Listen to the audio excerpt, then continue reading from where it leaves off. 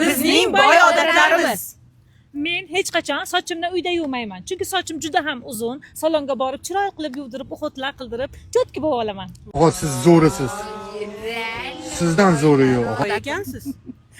Men boy bo'lmasam ham, meni boy odatlarim hech qachon uyimni yig'ishtirmayman. Har doim cleaning Bu chaqiraman. kim edi bu endi?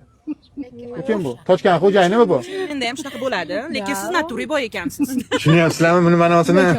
Naturiy boy. Men hech qachon kechagi qolgan ovqatni yoki isitilgan ovqatni yemayman. Har doim sveje yoki hozir tayyorlangan ovqat yeyman. Jonkan mani. Suvchan mani. Men esa bitta vlajniyni ham qo'limga, ham oyog'imga, keyin telefonimga ishlatmayman. Bittani faqat yuzimga bo'lsa ishlatib tashib yuboraman. Alloh razı olsun. O'rtoqlar, men hech qachon pulim bir tinim qolmaganda ham eng zo'r, eng qimmat kiyimlar kiyishni yaxshi ko'raman. Qarzga borib bo'lsa ham, u do'kondan bu do'konga bermasdan olib yurib, maza qilib kiyinaman. Boysiz, boysiz. Men ham shunaqamanda.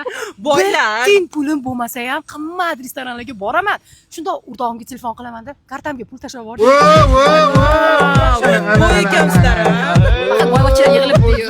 Mani boy odatlarimdan biri, как положено, har doim bizning uyda mevalar bo'ladi. Mevalarni faqat sorta voyni olib tanlab yeyman.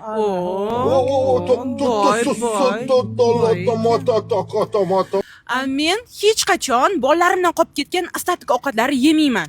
Tashib yuboraman просто. Uzr, hayajondan ham ketdi. Hech kim unaqa qilmaydi-yu. Boyman. Lekin bu noilalar yemas ekan. 2026-yilning eng zo'r boylari. Angren no'g'radim boylari. 2027-yilning millionershalari bo'ladi. Yana bizga o'xshagan millionerlar bo'lsa, kommentariyada yozib qo'ying. Va mana shu videoni Ularga yuborib qo'ying.